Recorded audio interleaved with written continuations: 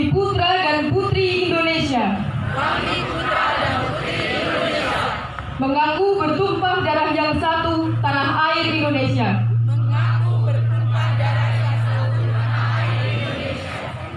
Kami putra dan putri Indonesia. Mengaku berbangsa yang satu, bangsa Indonesia.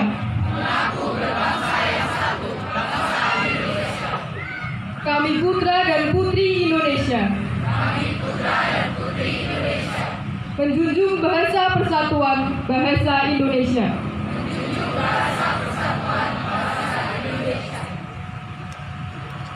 Kami berdua kedapuk jadi putri Domas pada acara pernikahan Rio dan Nur. Aku melirik ke arah para pagar bagus yang duduk tidak begitu jauh dari kami. Kebetulan cowok itu juga sedang melihat ke arahku. Secara refleks, kami saling melempar senyum. Lucu juga pikirku. Ini untuk kalian berdua. Cowok itu tiba-tiba berdiri di depan kami sambil membawa minuman dan beberapa makanan kecil. Neng dimiring-miringkan, berharap telinganya bisa mendengar obrolan mereka. Ia tahu di rumah jual kerupmi ada jejaka ganteng, tapi tidak ada hasrat sedikit pun. Hatinya sudah terpikat pada ide. Neng, ayo kita bertandang ke jual kerupmi. Di sana kamu harus manis, anggun. Neneng disemprot minyak wangi.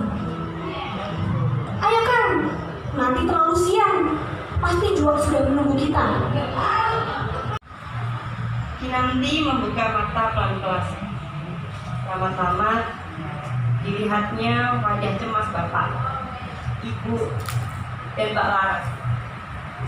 Ia selalu ingat keberatan Bapak jika ia menjadi seorang penari.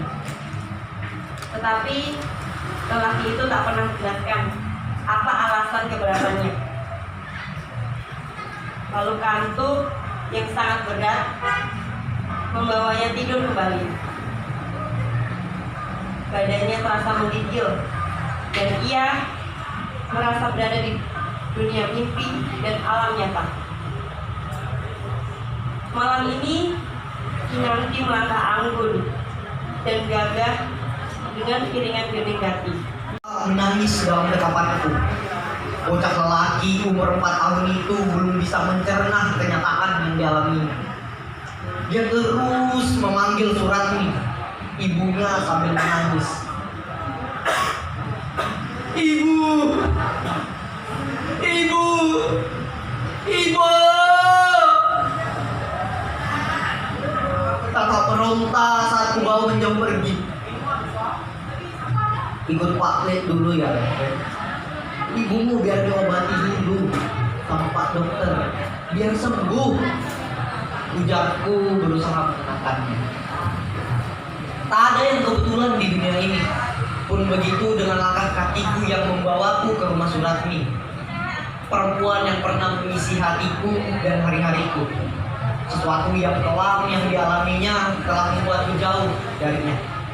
Meski berkali-kali kukatakan, aku akan tetap menerimanya utuh. Yang memberikan kemewahan hidup tanpa komitmen apa-apa.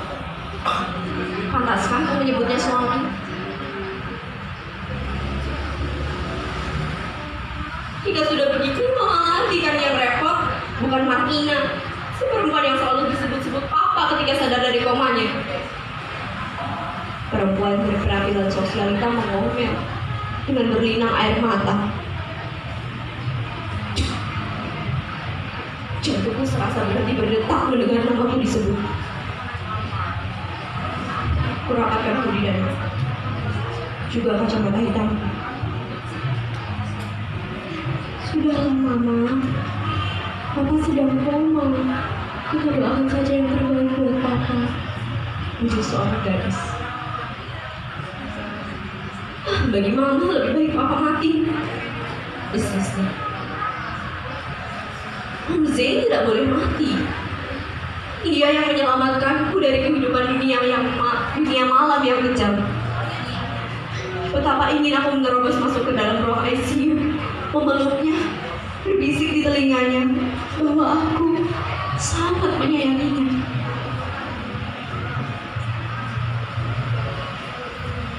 Lelaki yang sudah mengkhianati rumah tangganya pantas mati, Kanjeng. Perempuan itu menghampiriku. Aku terloncat, lantas mematuk. Mungkinkah dia tahu?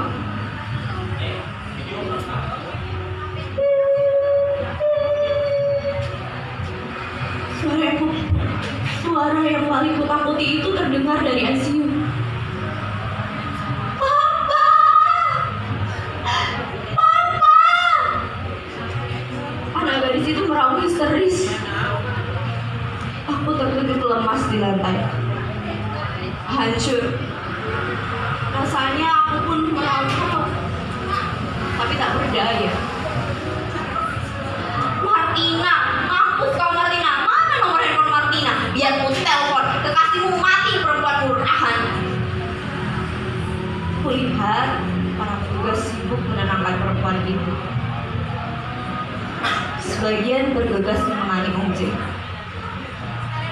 Tubuhku menggigil di sudut ruangan, mengeluh hatiku yang hancur berkeping. Aku, Martina, hanyalah perempuan kedua. Luciana Budiman, kamar 305. Diantar Dion, aku menuju kamar 305. Dia adalah kriteriamu: putih, tinggi, kekar, bersih, cakep, muda lagi. Oke, Dion, aku sudah cantik belum? Aku tuh salut denganmu. Begitu berdandan dan pakai rok, kamu tiba-tiba berubah 360 derajat. Selain cantik, suaramu langsung jadi perempuan. Ini bukan masalah uang. Kebetulan, aku bertemu orang yang seleranya seperti dirimu. Dan aku yakin, ini pun seperti seleramu. Oke? Sampai di depan kamar 305, Dion sampaikan kalau pintu tidak dikunci. Lalu, dia memberi isyarat kalau menunggu di mobil dan meninggalkanku. Kamar 305 gelap. Aku sudah di dekat tempat tidur saat tiba-tiba aku sudah didekap seseorang dari belakang. Dalam erat dekatannya, dia langsung mencumbuku penuh gairah. Luar biasa. Orang ini dalam sekejap mampu menaikkan birahiku. Tanpa basa-basi, kami pun meluapkan hasrat bersama tanpa sepatah kata. 2 sesi kami lalui yang akhirnya membuat kami terlentang kehabisan energi. Dalam gelap, aku menyadari kalau dia tertidur. Kurai handphone untuk menghubungi dia. Lalu kupasang lampu handphone untuk membenahi penampilanku. Mau menyalakan lampu, aku tidak berani karena takut mengganggu dia. Setelah semua beres, tiba-tiba mataku tertuju pada sebuah dompet. Aku penasaran, lalu kutarik sebuah kartu identitas. Kubungkam mulutku sendiri, lalu segera berlari keluar dengan sebuah kartu identitas di tangan. Sepanjang koridor hingga lift, aku tak berhenti berurai air mata. Sesampai di mobil Dion, kutumpahkan segala yang mengisak di dadaku sambil kusorongkan kartu itu pada Dion. Jun, maafkan aku, Jun. Maafkan aku. Aku sungguh tidak tahu kalau itu Chris anakmu. Pelosok Kuning, 10 Januari 2023. Aku mengangguk, tanpa paham maksud Cici. Kemudian, aku disibukkan dengan pekerjaan baruku. Sedikit sekali aku punya waktu bersosialisasi. Ardi pun sudah pindah entah kemana, tanpa kabar berita, hingga suatu tiba-tiba aku terpana di depan televisi. Terpampang wajah Ardi di sana, rambutnya panjang tergerai dan nampak lurus di depan kamera. Saat ku baca running text, aku gemetar. Aku tidak tahu apa itu namanya. Antara senang, namun juga kecewa. Hafal sekali aku pada lekuk wajah Ardi. Tak mungkin keliru. Nama aslinya muncul di layar televisi. Nama yang disembunyikan dariku, Ardiani Puspitawati. Aku terpana, entara siapa lagi yang tidak ketahui dari Ardi. Yogyakarta, 15 Februari 2023. Sebagai hidangan berbahan dasar bakmi, aku makan bakmi goreng kesukaanku.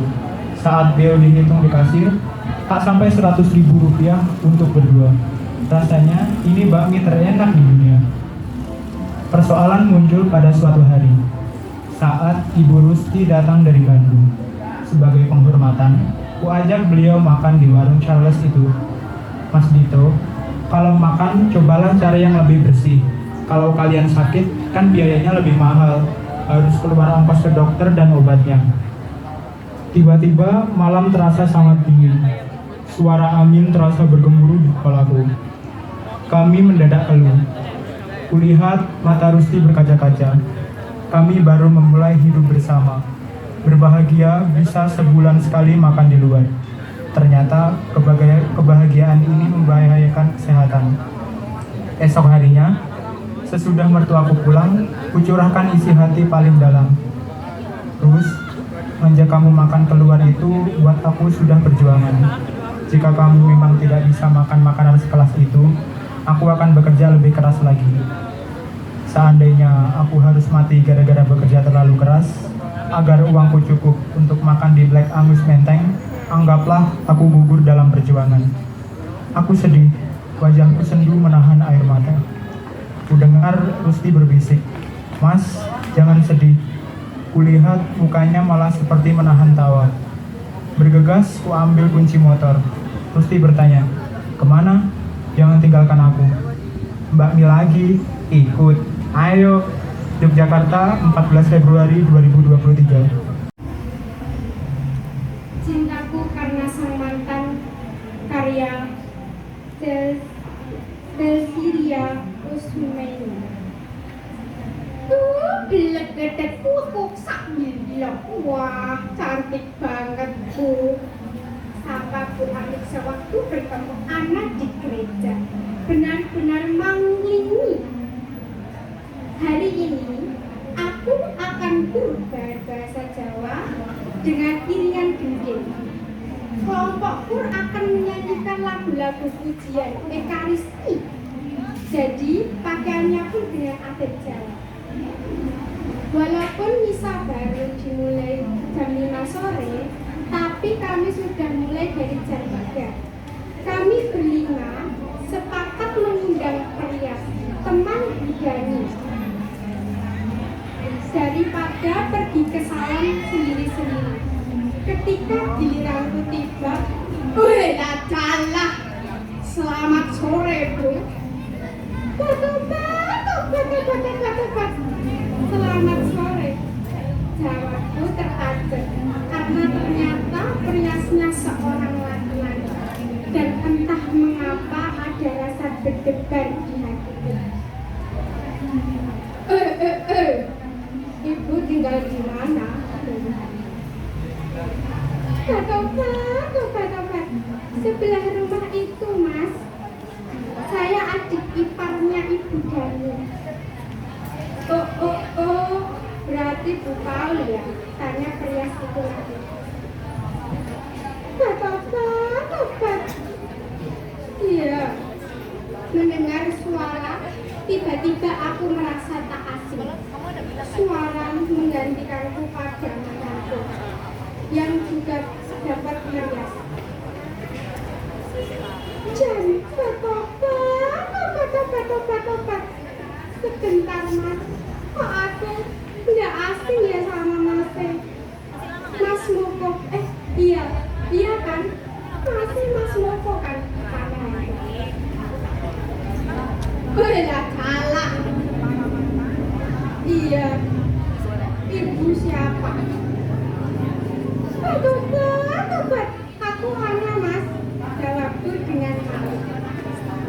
Oh, ya. Kamu, kata Perias, itu terhenti. Ana, apa kabar sayang? Tanya. Wah, makin cantik dan manis. Bikin aku jatuh cintrong lagi. Ada penyesalan dari Jirimoto. Namun, dia tersenyum dan mengatakan, senang bertemu denganku.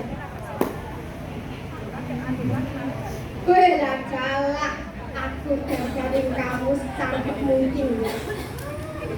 Sayang, biar kau selalu ingat diriku. Dengan hati berdebar dan sedikit malu, kukatakan terima kasih padanya karena berkat dia penampilan